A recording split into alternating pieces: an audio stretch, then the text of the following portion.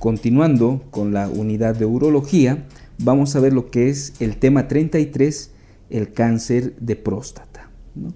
Este cáncer de próstata es el tumor maligno más frecuente en los varones y se debe generalmente a un crecimiento anormal y desordenado de las células que cubren el epitelio glandular, ¿no? Y que también tienen esa diseminación a otros órganos.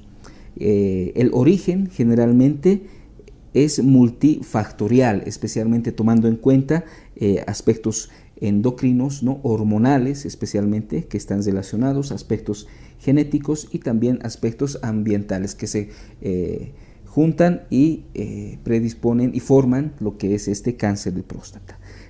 Anatómicamente el cáncer de próstata aparece más en la parte periférica, ¿no? A diferencia de la hipertrofia prostática benigna que aparece en la parte periuretral, ¿no? Entonces cáncer de próstata en la parte periférica, ¿no? De la próstata. Histológicamente es el adenocarcinoma acinar el más frecuente, ¿no? Entonces vemos aquí en las imágenes, vean cómo hay tumoraciones, especialmente en esta parte periférica de la próstata, y el adenocarcinoma es el adenocarcinoma acinar, ¿no? Recordemos que la próstata es una glándula túbulo acinar, ¿no? De esos acinos prostáticos es el donde más frecuentemente se forma este adenocarcinoma prostático. Bueno, ¿qué factores de riesgo tenemos? Especialmente las hormonas, los andrógenos, ¿no?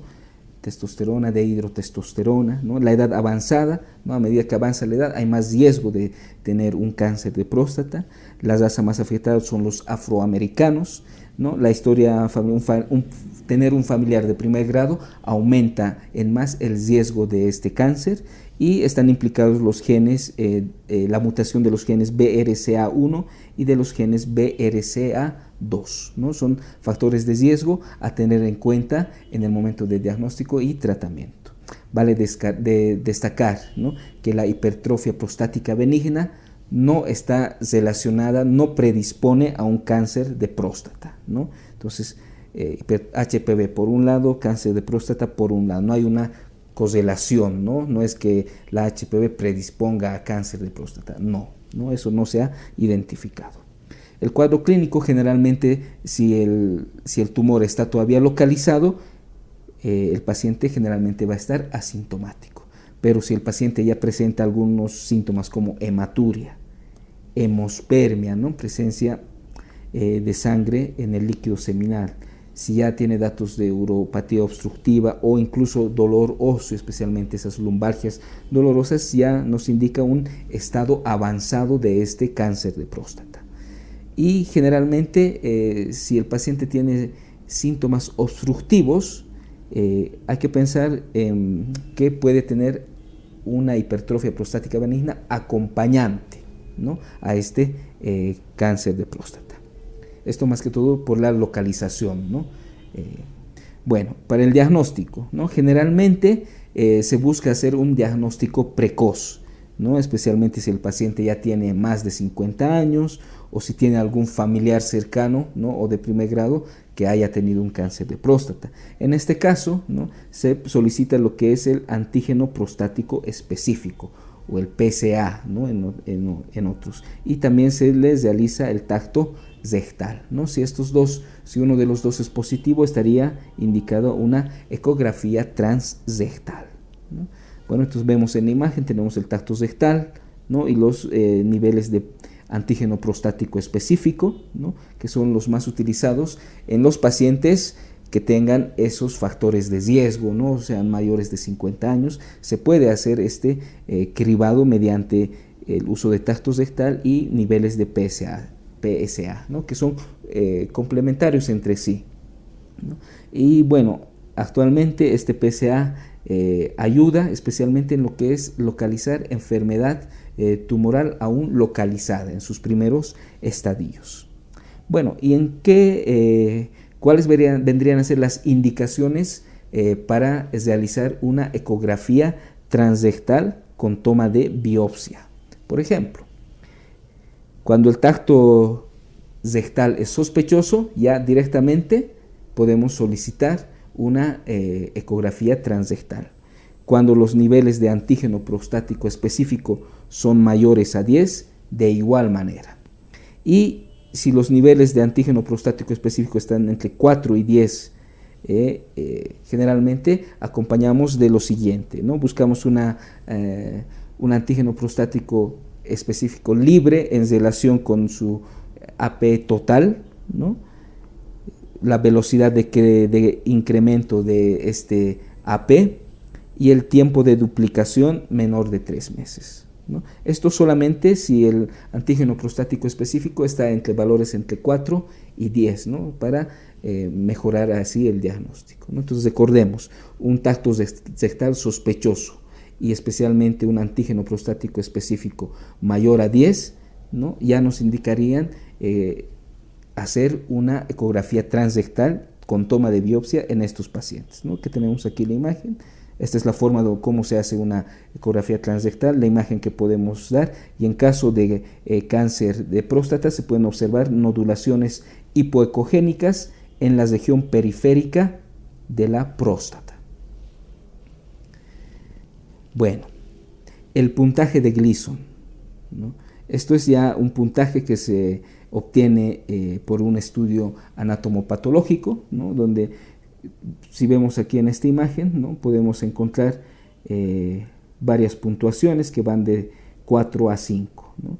Entonces se busca en la pieza microscópica, ¿no? cuáles son los puntajes más frecuentes, ¿no? Puede ser el 2 o puede ser el 4 y se van sumando. Por lo tanto, el puntaje total, ¿no?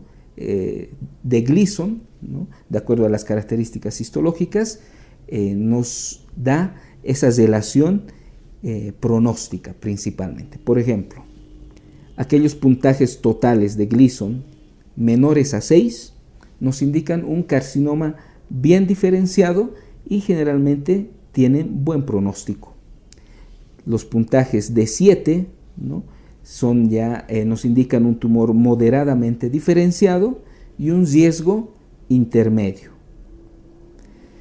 Los puntajes de 8 a 10, es decir, mayores a 7, generalmente son cánceres ya poco diferenciados y nos indican un mal pronóstico. Entonces, esa es la importancia del score de Gleason, ¿no? Menores a 6, un carcinoma bien diferenciado, buen pronóstico. En puntaje de 7, moderadamente diferenciado, un riesgo intermedio, y entre 8 a 10 puntos ya es mal diferenciado y un mal pronóstico. Bueno, ¿qué es lo que hacemos cuando la biopsia es positiva, ¿no? Es una biopsia susceptible de un adenocarcinoma acinar y además tiene uno de los siguientes datos. Por ejemplo, su antígeno prostático específico en este paciente sea mayor a 10 o tenga un Gleason mayor a 8, ¿no? O al tacto rectal vemos que el tumor está sobrepasando lo que es la cápsula, ¿no? O el paciente simplemente ya tenga sintomatología, ¿no? Es decir, una biopsia positiva con cualquiera de esas otras características ya nos indica una enfermedad avanzada. Por lo tanto, habrá que pedir una tomografía de abdomen y pelvis, ¿no? Para ver la extensión del tumor y una gammagrafía ósea para ver metástasis óseas, ¿no? Especialmente en columna vertebral.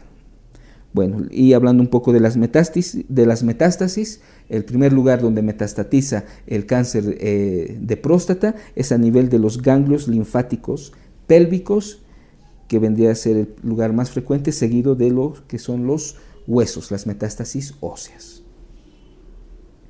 Bueno, y vemos aquí un poco el TNM de este cáncer de próstata, ¿no? Analizamos un poco el TNM. En el T, que son las características del tumor, podemos encontrar un T1, un T2, un T3 y un T4. Vean cómo el T1, por ejemplo, es un tumor que no se palpa ni se ve por imagen, ¿no? Es un tumor no palpable ni visible, ¿no? Que vendría a ser este T1.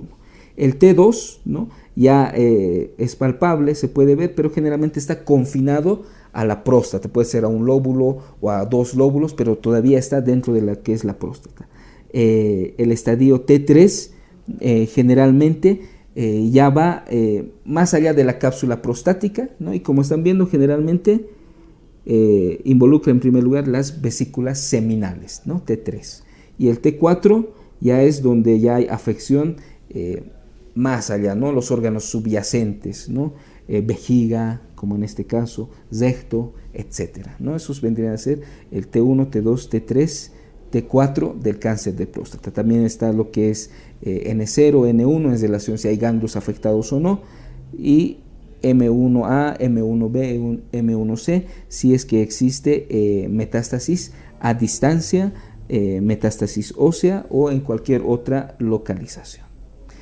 De cualquier manera, combinando este TNM que tenemos de este paciente, además de del antígeno prostático específico con sus valores y la escala de Gleason, ¿no? Se puede clasificar al paciente en 4 estadios, ¿no?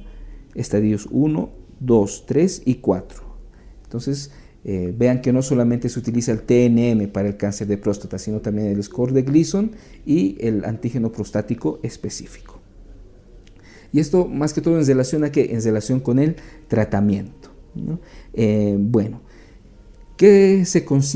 ¿cuál es el paciente considerado de alto riesgo? Clásicamente, aquel paciente que esté en un estadio mayor al estadio 2, un antígeno prostático específico mayor a 10 y que su Gleason sea mayor o igual a 7, ¿no? Esas 3 características. Gleason mayor a 7, antígeno prostático específico mayor a 10 y un estadio mayor a 2 es un tumor de alto riesgo, ¿no? De cualquier manera, hay que destacar que los pacientes con cáncer de próstata, por este cáncer en próstata en sí, no van a fallecer antes de los 10 o 15 años de evolución, ¿no? Fallecerán después por este cáncer de próstata, ¿no? Esto ya sea si reciban o no tratamiento. Pero claro, ¿no? Si nosotros diagnosticamos un paciente con cáncer de próstata, ya es mejor realizar el tratamiento respectivo. ¿Por qué? Porque su sobrevida aumenta, ¿no? Y bueno, hablábamos de los estadios que tenemos de pacientes, estadios de 1 al 4. Y bueno, en el estadio 1 el tratamiento generalmente puede estar con vigilancia, ¿no? Vigilancia activa mediante controles del antígeno prostático específico, mediante biopsias periódicas. Se puede utilizar dutasteride, radioterapia y braquiterapia. En el estadio 2 ya utilizamos radioterapia u hormonoterapia, ¿no? Y se puede ver la utilización de prostatectomía radical.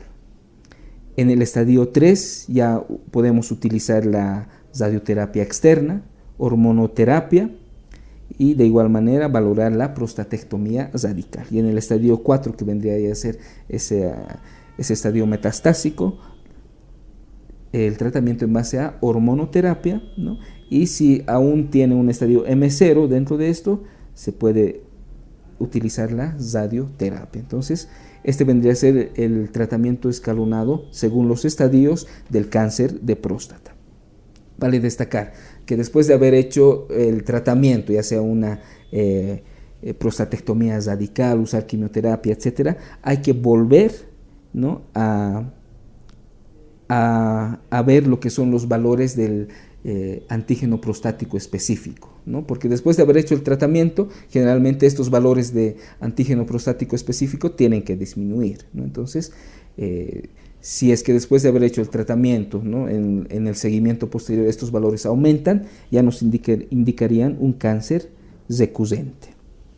Y bueno, ¿en quiénes hacemos un tratamiento expectante? Un tratamiento expectante haríamos en aquellos pacientes que tienen una sobrevida menor a 10 años, ¿no? Menor a 10 años. En aquellos pacientes con puntajes de Gleason bajos, es un Gleason menor a 6 puntos, en etapas tempranas o estadios tempranos de este cáncer, y en volúmenes, en cánceres de volúmenes pequeños se puede hacer un tratamiento expectante. Bueno, hablaremos un poco de lo que es la prostatectomía radical, que es el tratamiento quirúrgico en esta patología, ¿no? ¿En qué consiste esta prostatectomía radical? Extirpamos totalmente la próstata, Además, extirpamos lo que son las vesículas seminales y realizamos una linfadenectomía pélvica, ¿no?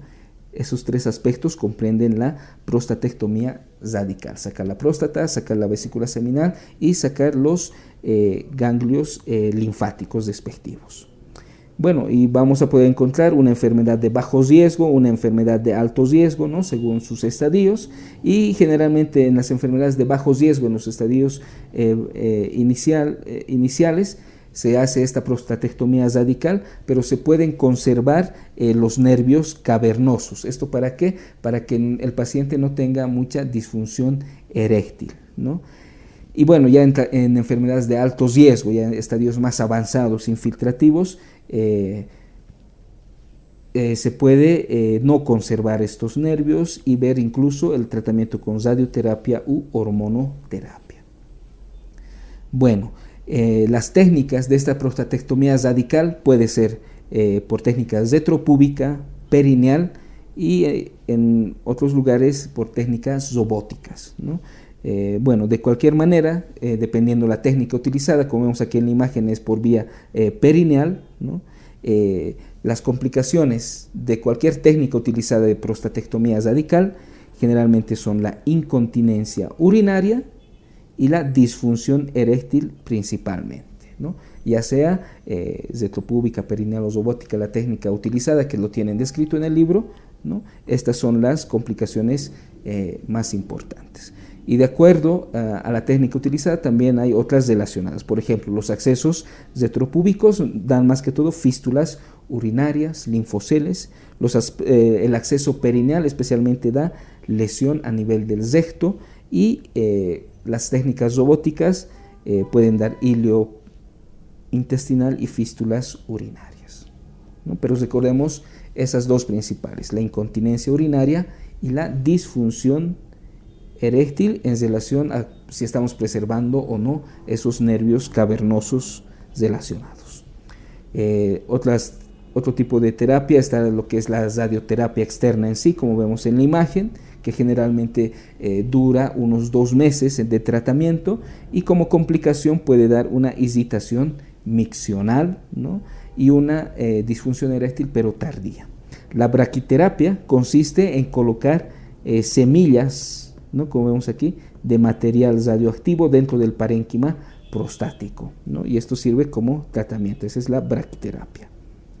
Bueno, y hablaremos un poco de la hormonoterapia antiandrogénica, es decir, de la castración farmacológica, ¿no? ¿Qué busca utilizar estos fármacos antiandrogénicos? Pues disminuir ese estímulo hormonal, ¿no? ¿Qué se utiliza? Se utilizará un análogo de los liberadores de las hormonas gonadotropinas.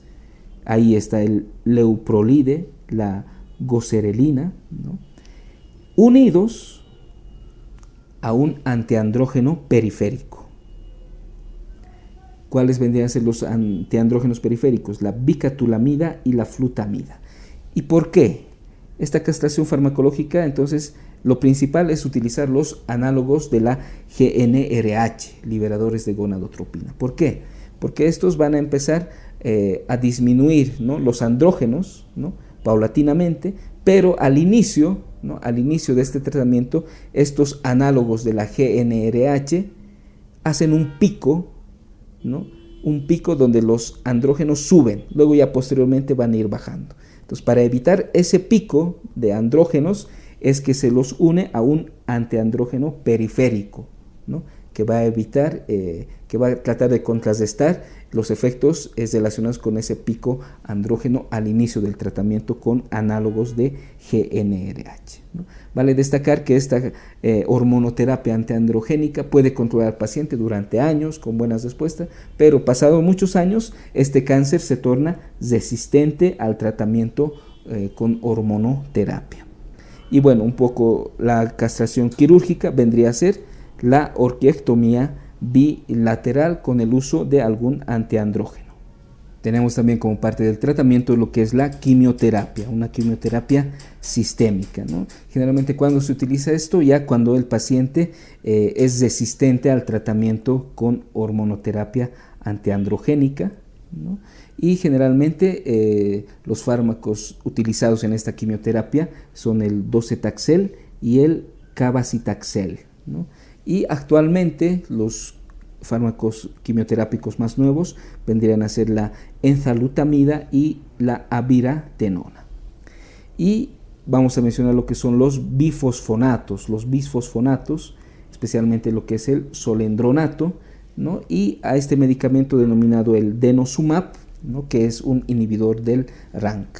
Especialmente los más usados son los bifosfonatos, como el solendronato, que inhiben lo que es la desorción ósea, ¿no? Inhiben a los osteoclastos, por lo tanto disminuyen esa actividad ósea, especialmente en aquellas metástasis óseas, y disminuyen el riesgo de fracturas patológicas. Bueno, y por último hablamos de lo que es la prevención del cáncer de próstata, ¿no? ¿Mediante qué se puede hacer la prevención del cáncer de próstata? Mediante el tacto rectal y los valores del antígeno prostático específico. Especialmente en aquellos pacientes que tengan factores de riesgo, ¿no? Factores de riesgos identificados, ¿no? Si el paciente tiene factores de riesgo, el cribado comenzará a los 40 años, ¿no? Por ejemplo, que tenga un familiar afecto, ¿no? de un cáncer de próstata, ¿no? El padre o el abuelo tenía un cáncer de próstata, ya es un factor de riesgo, es de la raza afroamericana, por ejemplo, ¿no? O la edad más avanzada, ¿no? Entonces, en este tipo de pacientes, tanto el tacto rectal como los valores de antígeno prostático específico ya pueden iniciarse a los 40 años de edad. Pero si el paciente no tiene estos factores de riesgo, generalmente se inicia el cribado a los 50 años, ¿no? Y si después de hacer las pruebas al paciente y todo ha salido normal, pues si los resultados han salido normales, se le puede hacer una vigilancia cada año, ¿no?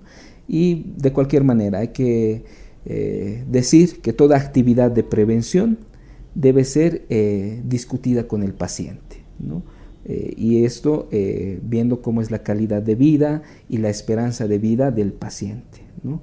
Recordemos que el cáncer de próstata en sí, por el tumor mismo en sí, no va a disminuir la vida del paciente antes de los 10 o 15 años de vida. Entonces, si el paciente tiene una esperanza de vida desde el momento del diagnóstico a más de 10 años, pues hay que valorar ahí lo que es la prevención, ¿no?